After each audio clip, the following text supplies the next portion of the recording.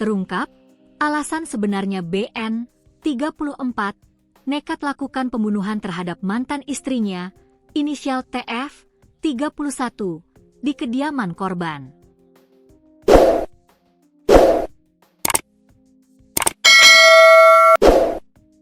Pelaku masuk ke dalam rumah korban menggunakan kunci seret yang telah disiapkan sebelumnya.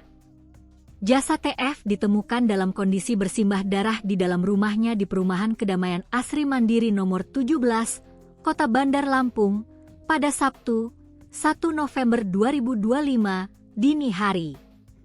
Tudingan selingkuh yang dilayangkan TF terhadap BN menjadi pemicu utama kenekatan sang mantan suami. Dalam hukum pidana, pembunuhan termasuk kejahatan berat dan bisa dijatuhi hukuman penjara panjang, seumur hidup, atau hukuman mati, tergantung pada niat dan cara pelaksanaannya. Kapolresta Kota Bandar Lampung Kombes Alfred Jacob Tilukai menyebut korban tewas dengan banyak luka yang disebabkan senjata tajam. Ada beberapa luka yang kami duga disebabkan senjata tajam.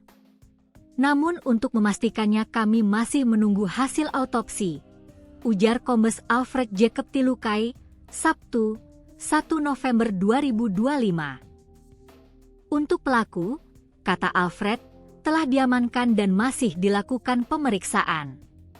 Sudah berhasil tertangkap. Masih dilakukan pemeriksaan, perkembangan selanjutnya akan kami sampaikan kembali, tukasnya. Sementara itu, Wakapolresta Bandar Lampung AKBP Erwin Irawan saat ekspose di Mapolresta menyebut bahwa berdasarkan keterangan pelaku, ia tega menghabisi nyawa TF karena sakit hati dituduh selingkuh dan hendak diceraikan korban.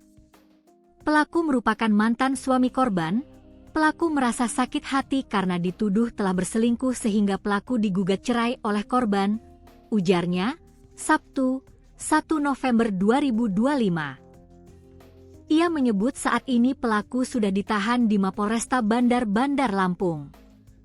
Pelaku berinisial BN alias AY, laki-laki usia 34 TH, pekerjaan swasta, warga Kelurahan Sukaraja Kecamatan Teluk Betung Selatan Bandar Lampung, katanya. Tak hanya mengamankan pelaku, polisi juga menyita sejumlah barang bukti di antaranya 1 unit motor Honda Vario 150 warna hitam, 2 pisau bergagang plastik warna hijau dan biru, 1 alas cobek, 1 buah ulekan, 2 anak kunci.